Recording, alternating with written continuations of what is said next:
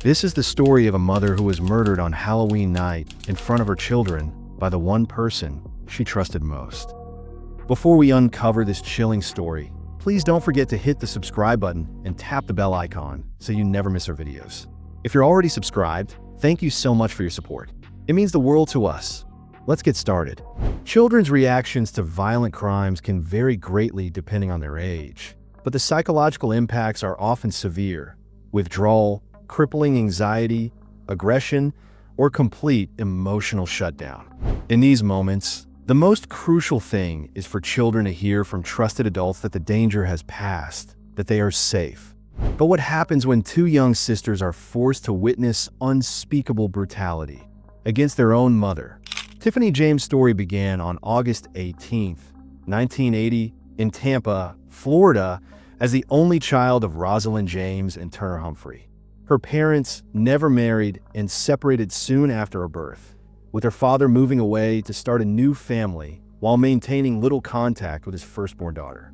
Years later, Tiffany would reconnect with her father as an adult, expressing no resentment and forming new relationships with her half-siblings.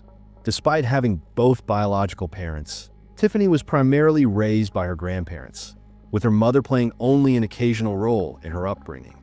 Her grandmother Bua and aunts Barbara and Vicky became her primary caregivers, ensuring she attended school and supporting her development every step of the way. Now navigating single motherhood with two growing boys, Tiffany turned her focus toward building a secure future.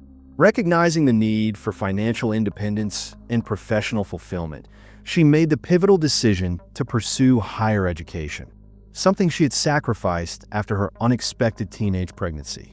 She enrolled in medical college with aspirations of becoming a licensed cosmetic specialist, seeing this as the perfect marriage between her natural creativity and her desire for a stable career. Her long-term vision extended beyond employment. Tiffany dreamed of one day establishing her own thriving practice or even a full-service clinic where she could be her own boss. The path wasn't easy. To manage the financial strain of tuition while supporting her sons, Tiffany moved back into her grandparents' home, returning to the place where she had found stability as a child herself. Her extended family once again became her support system, with aunts and grandparents helping care for the boys during her classes and study hours. Through this collective effort, Tiffany successfully completed her program and landed an assistant position at an upscale private clinic, working under an established physician in the field. For the first time in years, life seemed to be coming together. She had a respectable career with growth potential, a reliable support network, and most importantly, the means to provide for her sons while working toward her entrepreneurial dreams. The pieces were finally falling into place, creating the foundation for the secure future she had always wanted for her family. However, Tiffany longed for a true partner, someone dependable who could share life's burdens. In early 2007, she crossed paths with Daryl Williams, a man 14 years her senior with 3 adult children from a prior relationship. Despite the age gap, Tiffany was drawn to his maturity and stability. Their connection deepened quickly, and by 27, Tiffany discovered she was pregnant again. The pregnancy was unexpected, but Daryl responded with a proposal, which Tiffany accepted. Then came another surprise. During a routine ultrasound, they learned she was carrying twins. In March 2008, Tiffany welcomed Diamond and Dania, her 2 baby girls. The twins brought renewed joy into her life, and Tiffany embraced motherhood with her whole heart. She adored dressing her daughters in matching outfits, capturing picture-perfect moments, and immersing them in dance and gymnastics. Meanwhile, her older sons thrived in sports, from baseball to swimming. Yet, as years passed, Tiffany and Daryl's relationship frayed. They never married, and a man she once saw as her rock began to change. Tensions mounted until Tiffany uncovered his infidelity, a betrayal that shattered her trust. Without hesitation, she gathered her children and left, determined to rebuild on her own terms. Seeking a fresh start, Tiffany relocated her family to Brandon, Florida, a quiet suburb known for its safety, strong schools, and affordable living. There, she completed a hairstyling certification and landed a job at a high-end salon. Her skill and charisma won over clients, and soon, she was saving to open her own salon, scouting locations, and envisioning a future where she could blend her passion with financial independence. But beneath the surface of this hopeful new chapter, darkness loomed. The very qualities that made Brandon appealing, its tranquility, its tight-knit community, would make what came next all the more unthinkable. Tiffany's talent and drive soon made her one of Brandon's most in-demand stylists, her clientele growing alongside her dreams of entrepreneurship. By 2012, she had settled into a spacious apartment in a pristine complex, a testament to how far she'd come. The location was ideal. Steps from schools, the twins' dance studio, and the sports facilities where her sons trained. Life, at last, felt orderly. Her boys, now teenagers, helped with their sisters, freeing Tiffany to rebuild ties with her long-absent father and half-siblings in Alabama. Visits became routine, holidays filled with laughter, the fractured family finally whole. Financially stable and surrounded by love, Tiffany had every reason to believe the hardest years were behind her. Yet her heart still ached for partnership. At 34, she yearned for a man who'd cherish not just her, but her children too. Then fate intervened. In 2014, the same year she launched her budding business, Tiffany bumped into Ben at a mall. A ghost from her past, now a single father himself, recently relocated to Brandon. Their friendship rekindled over coffee, conversations deepening until Ben confessed his feelings. Tiffany, elated, admitted she'd fallen for him too. Their blended families embraced the union. Tiffany, cautious with her newfound joy, kept their relationship private.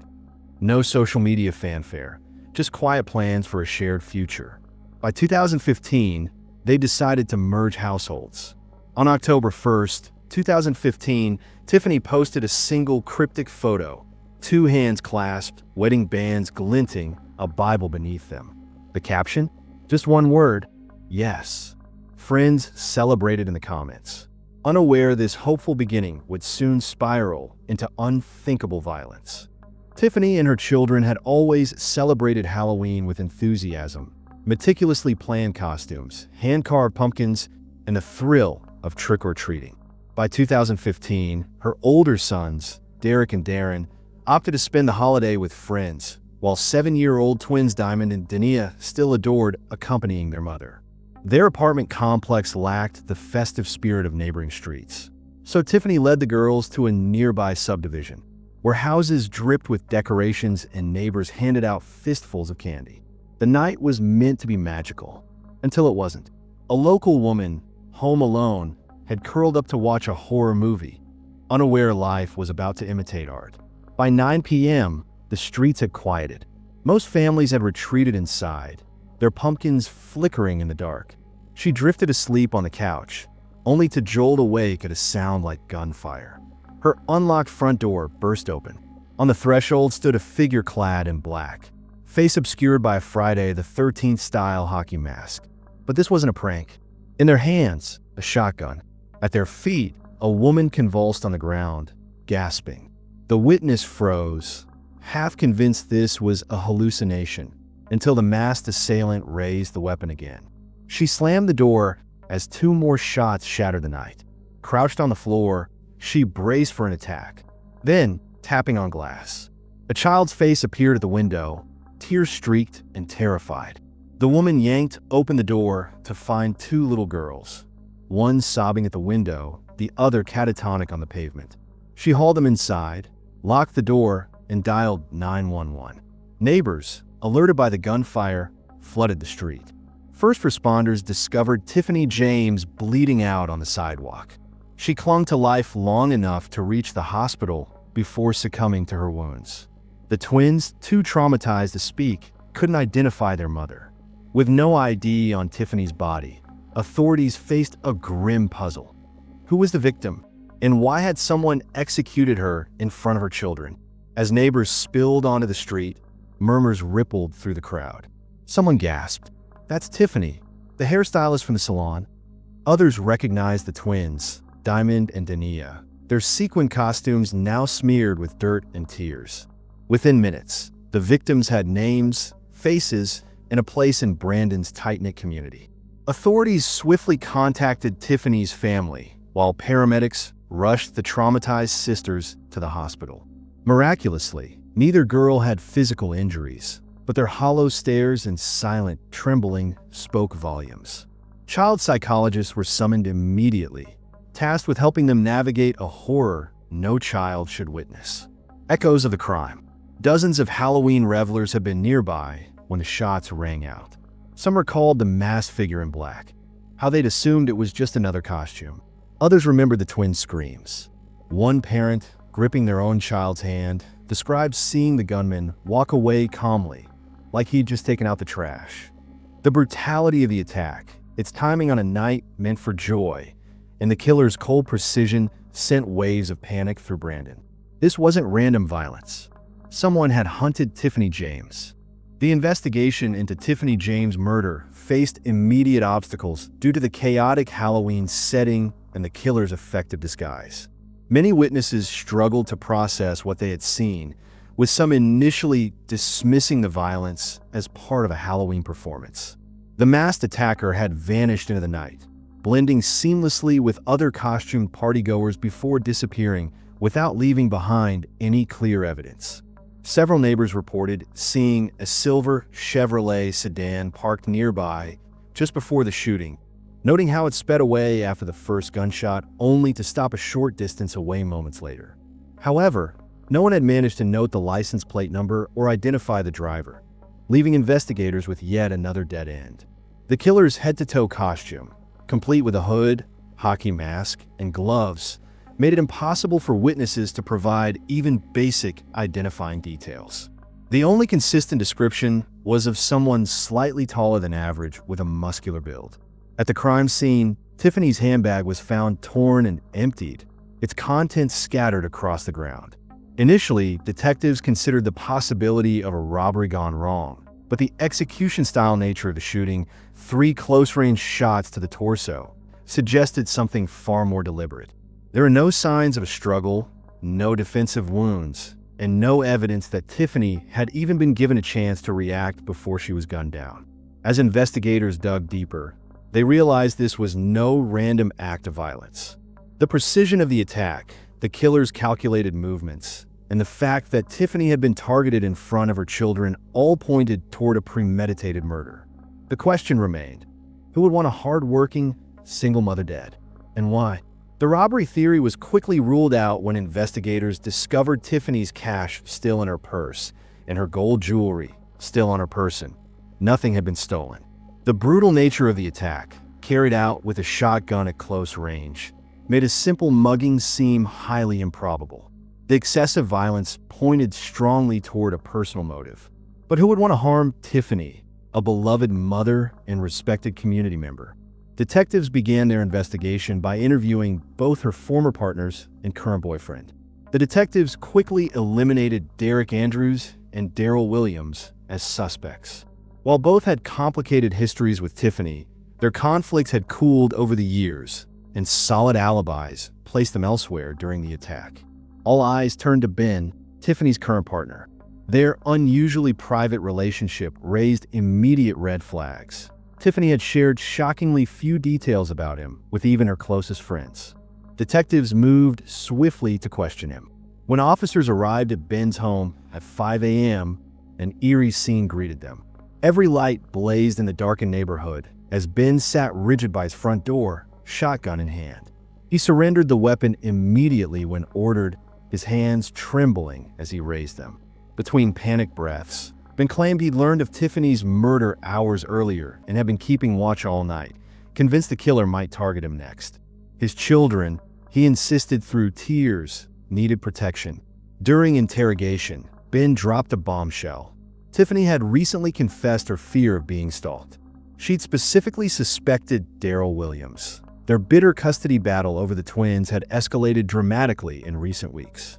This revelation sent investigators back to re-examine Daryl's alibi and movements, despite his earlier clearance. The investigation took another turn when Ben provided investigators with a detailed alibi. He explained that after trick-or-treating together earlier in the evening, He had taken his own children to visit relatives while Tiffany and the twins planned to make a quick stop at home before coming to stay at his house. When she never arrived, he grew concerned, only to receive the devastating phone call from Tiffany's eldest son close to midnight. After verifying his account, detectives had no choice but to release him. With Ben cleared, suspicion fell heavily on Daryl Williams.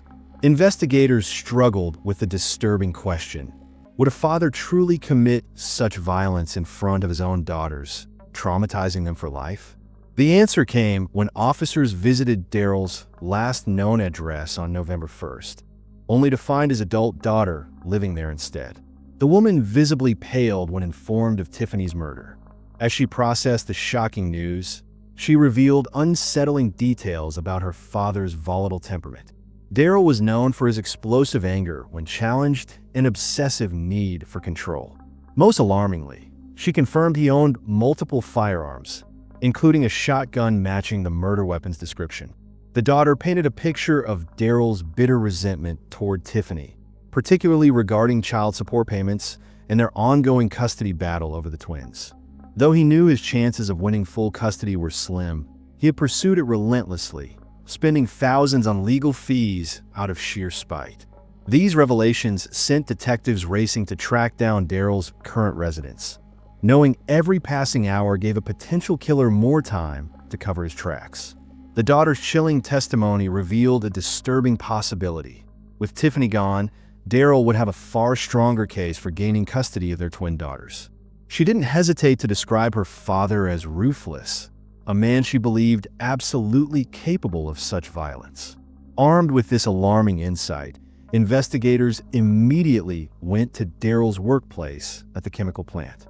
His supervisor painted a starkly different picture, a model employee known for his tireless work ethic. Daryl regularly took on double shifts and was always the first to volunteer for overtime. The contrast between the daughter's account and his professional reputation only deepened the mystery. Was this hard-working facade masking something darker? Detectives knew they needed to speak with Daryl directly, and time was running out. Daryl's aggressive tendencies at work were no secret. His short temper had sparked multiple clashes with co-workers, some turning physical. But what really caught investigators' attention was his sudden deviation from routine. On November 1st, for the first time in years, he'd refused a last-minute shift change, claiming personal matters. This left him without a verifiable alibi for Halloween night. Detectives raced to the home of Daryl's girlfriend, Rosalind. As they pulled up, a silver Chevrolet sedan, identical to the vehicle spotted near the murder, sat parked in the driveway.